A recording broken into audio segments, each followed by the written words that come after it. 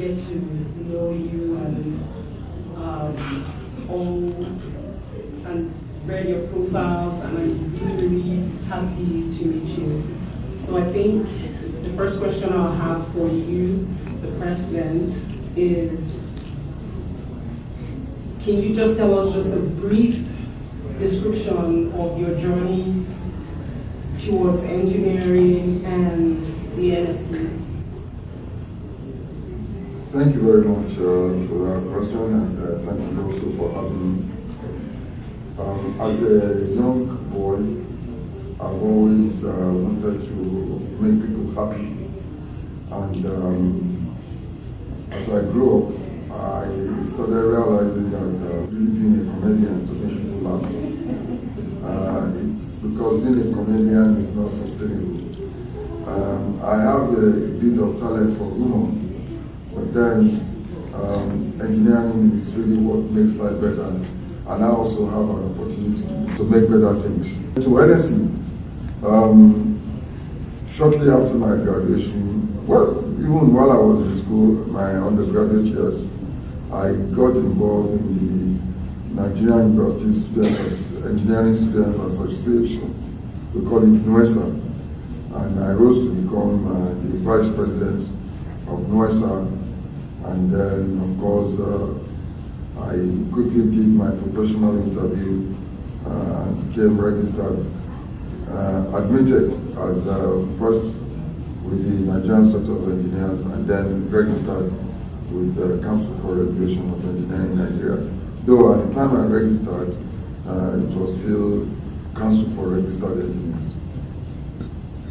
So, for me, the best part of being NSE is to come in as a female engineer and also as a young engineer to ensure that we close that gap, that disparity we have with very much experienced people versus the young folks.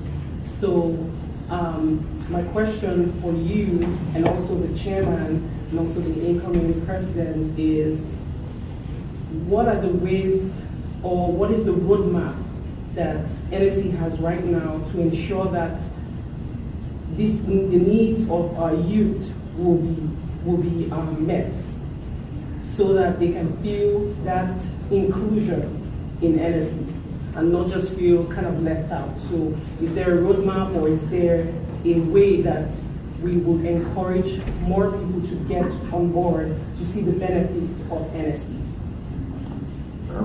Let me quickly answer that, then both my deputy president and the chairman can fill in the gap. Now, we already have a forum within NSE called Young Engineers and Future Leaders Forum. And that forum is to really cater for the young engineers, and also to ensure that they know about the opportunities that they can key into, particularly employment and professional development, continuous professional development.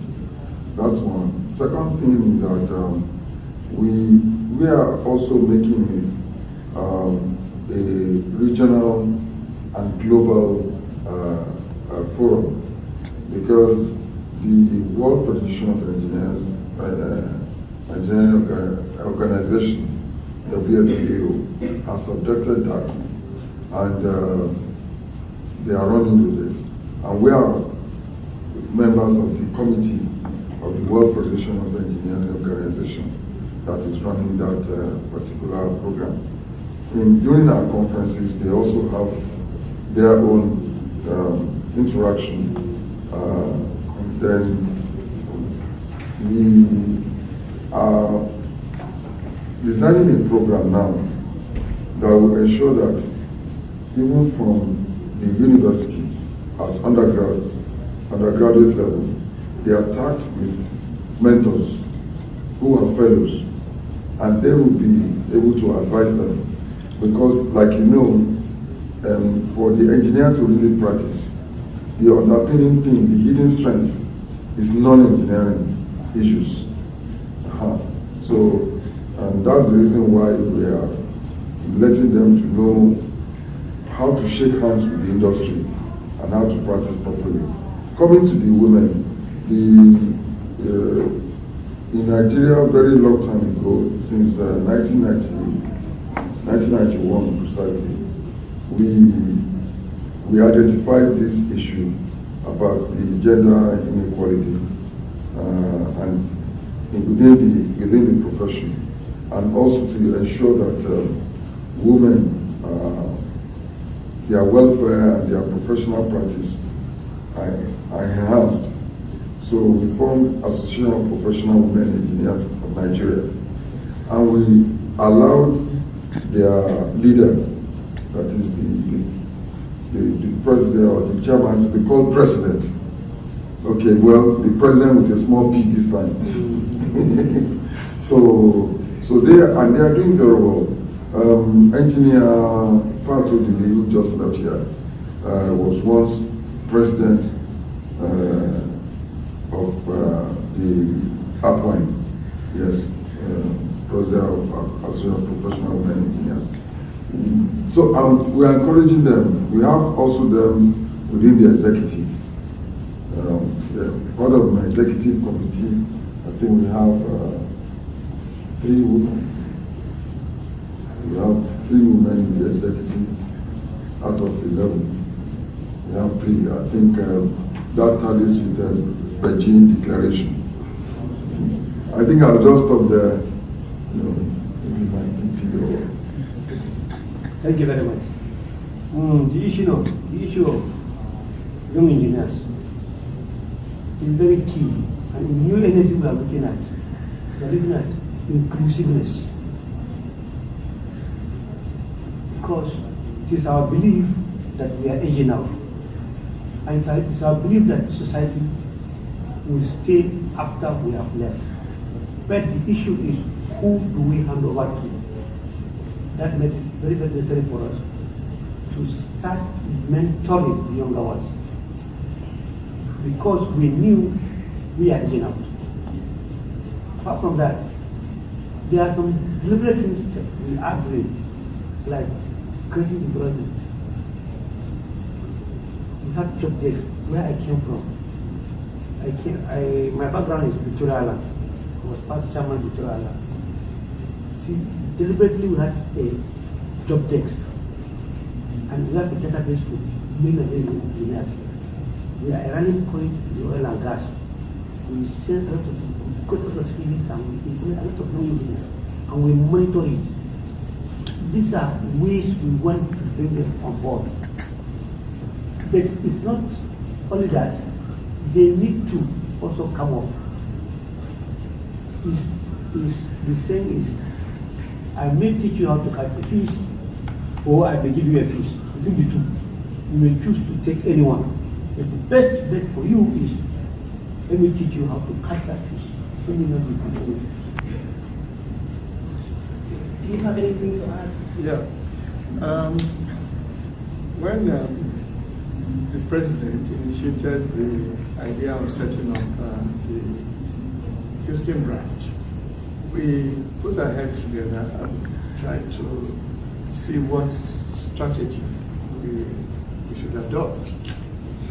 I was discussing with one of the executive members, and he said that he belongs to an association of engineers here in Houston, and they are all matured in age, and there are no young people amongst them, and that became a real concern. So it is with that kind of thing in mind that we decided strategically that we're going to anchor the activities of the Houston branch in the university. And that is how, and then we looked around at which university. We saw that TSU, Texas Southern University, being an historically black university, has also attracted a lot of Nigerian presence in terms of faculty, in terms of students. And we identified this as a platform to, one, mentor the students, give them a leverage into industry, give them a leverage into the opportunities in Nigeria. And also, for us, it will be a feeder where they will continuously, of course, become members, and that will freshen the pond. Because if we are all of the same age bracket, the pond gets stale, and after some time, all the fishes will die. But with this arrangement, the ponds get aerated and we freshen the pond, and we see that that is a more sustainable structure. So our commitment is to young people and also to women.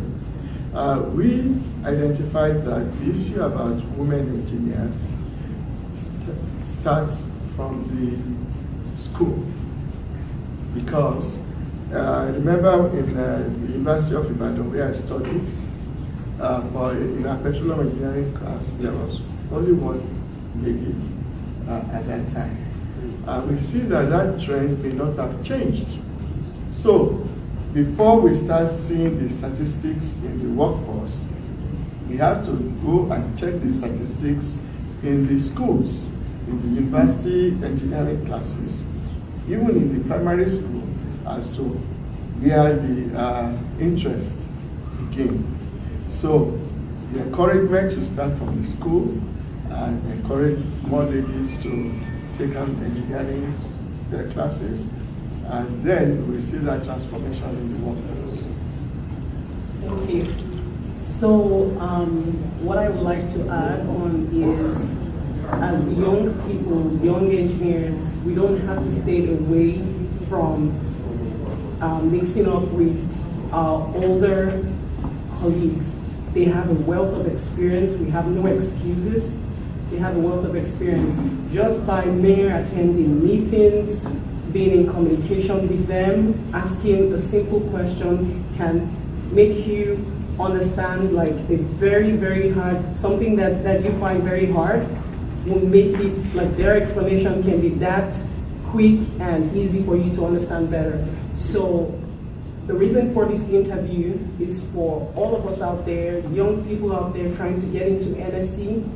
This is a way for you to meet with a whole lot of people who will give you the information you need, who will give you the support you need.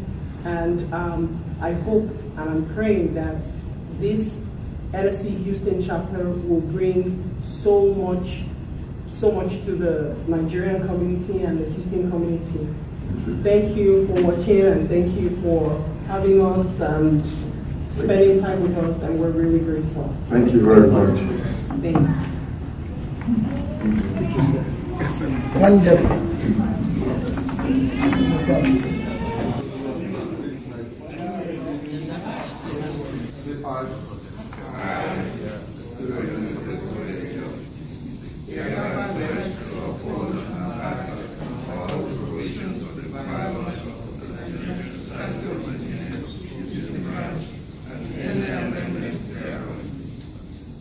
As an initial, do you also promise to uphold the memorandum and articles of association of the Nigerian sector of engineers? Yes.